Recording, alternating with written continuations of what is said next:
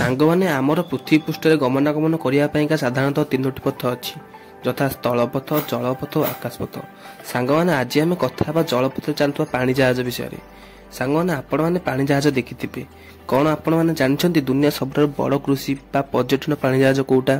ଓ ଏହି କ୍ରୁଜ୍ ଶିପ୍ର ଗୋଟେ ରାତିର ବିଲ୍ କେତେ ଜାଣିବା ପାଇଁ ଆପଣ ଭିଡ଼ିଓ ଶେଷ ପର୍ଯ୍ୟନ୍ତ ଦେଖନ୍ତୁ।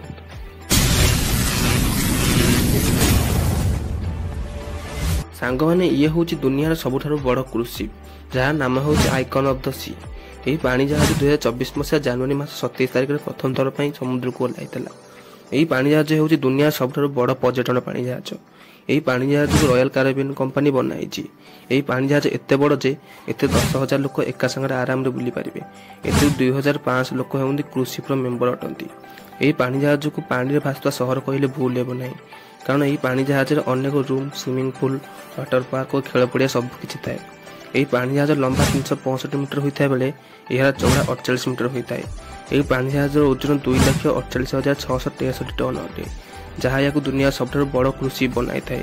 ଏହି କ୍ରୁଜ୍ ଶିପ୍ ଏତେ ବଡ଼ ଯେ ଏହା ଟାଇଟାନିକ୍ ଠାରୁ 5 ଗୁଣ ବଡ଼ ଅଟେ। ଏହି ପାଣି ଜାହାଜରେ ରହିବା ପାଇଁ ଆପଣଙ୍କୁ ଗୋଟେ ରାତି ପିଛା 1.5 ଲକ୍ଷ 2 ଲକ୍ଷ ଟଙ୍କା ଦେବାକୁ ପଡ଼ିଥାଏ। ସାଙ୍ଗମାନେ ଆପଣମାନେ କେବେ କୌଣସି କ୍ରୁଜ୍ ଶିପ୍ରେ ବସିଛନ୍ତି? ନିଶ୍ଚୟ କମେଣ୍ଟରେ ଜଣାନ୍ତୁ। ଓ ଭିଡ଼ିଓ ଭଲ ଲାଗିଲେ ଭିଡ଼ିଓ ଲାଇକ୍ ଓ ଚ୍ୟାନେଲକୁ ସବସ୍କ୍ରାଇବ୍ କରନ୍ତୁ।